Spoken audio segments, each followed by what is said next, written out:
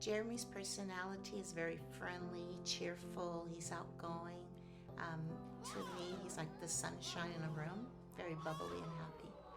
Pretty much a kid of many interests. Like he does everything. He's the only child, so he's into music. He likes entertainment. He's funny. He's smart, and very nice. He's loyal. He's a great kid. I stayed at home a lot when he was young, and I remember he'd have different roles with both of us. Like with me, it was more action-oriented, I guess being dad.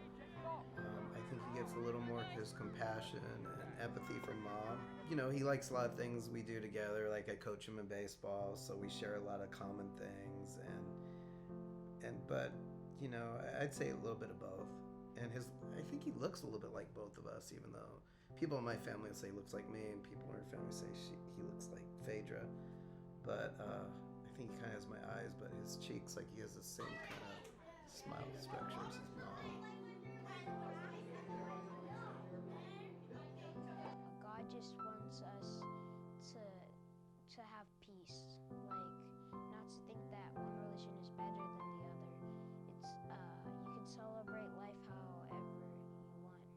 We chose to raise Jeremy Catholic and Jewish because I'm Catholic, my husband is Jewish, and religion is part of culture and family and a feeling of home, and we wanted to make sure Jeremy has that, and that Jeremy will have the experience of his mother's family and his father's family, and the knowledge to make decisions on his own as he grows up based on family experiences and what he learns. It's more about him learning about his family history and the culture of what it was like to be Jewish, and it will help him to understand his grandparents on my side, who are not alive right now, but it'll make him feel a connection to the lineage that was before me. When I think about religion, I think about food, family, friends. So I felt good about it. What was his first career? Well, he had worked for the city in some kind of like with cases involving workman's comp, but we.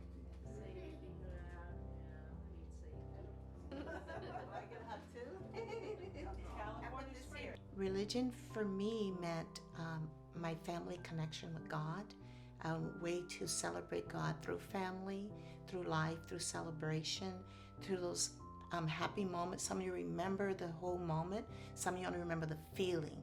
And these good feelings come from us, but also from God, and through God's love through us and family. To me, God was when I was holding my baby boy when he was born. That's what I felt. Like I felt the universe. I felt that was God. I didn't have a name for it. It was pure. It just felt good. It wasn't so much something I was taught at a school. So I think if there is faith, I don't think it can be taught to you. It's just something you feel.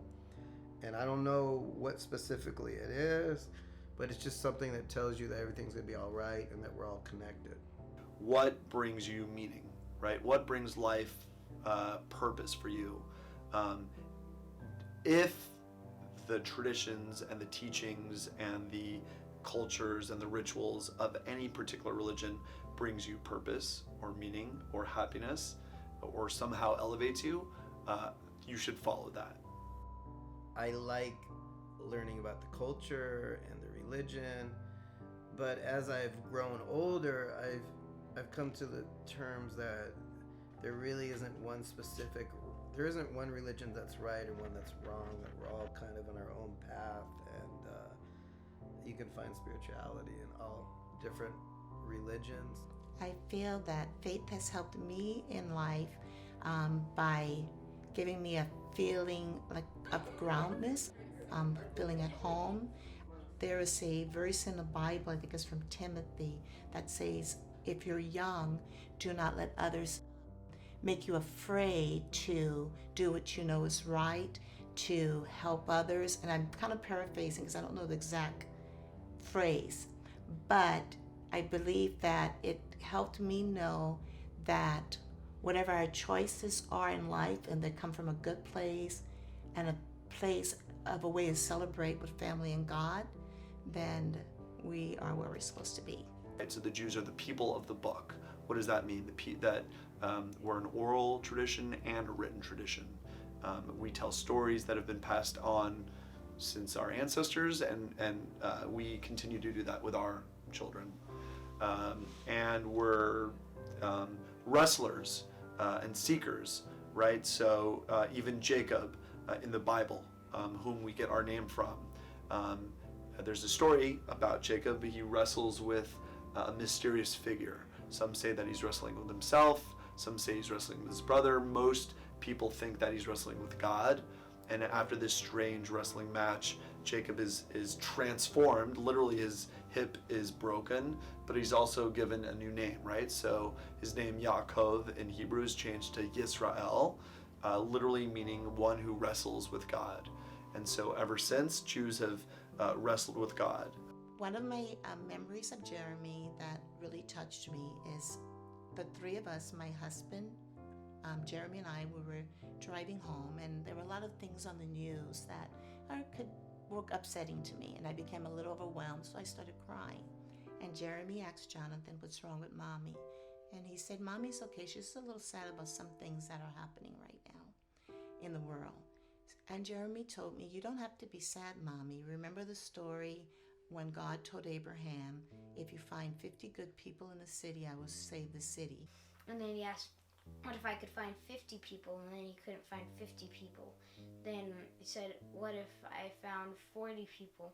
And he couldn't find 40 people. And then what if I found 30 people? But then he couldn't find 30 people. And Abraham convinced him to keep going down till there were 10 people. And Jeremy said, "We are okay because we have way more than 50 good people in the world. Most people are good." And he said, "Are you happy now?" And I say, "Yes." And the good thing about his message was that no matter what's going on, there's so much to be grateful for. And that little reminder for him, and to hear him stated in words like that, was just very touching. To be a good person, you have to be kind to others. You can't think that you're better than that you're better than everyone. You have to be helpful. You just can't, and then you just don't get mad at people for silly reasons. You be a good sport, and you just be kind to others. The identification of one thing or another, I think everybody's just a whole person, a little bit of everything. And so for a point in my life, I lived in Korea and I was actually studying Buddhism for a while. So I've explored a lot of different things. I don't necessarily see Jeremy identified as one or the other, but when he just kind of, he's like a chameleon though. He'll fit in. Like if he's at Hebrew school, he's fitting in. If he's at Catholic school, he's fitting in. So that's fine with me. Yes, I want him to be happy. I want him to feel loved, and I want him to also contribute that as well.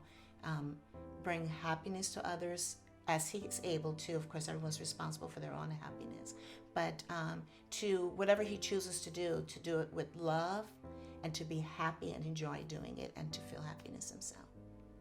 It's good to be different, because if we were all the same, then it's kind of like, how would we know which one is us?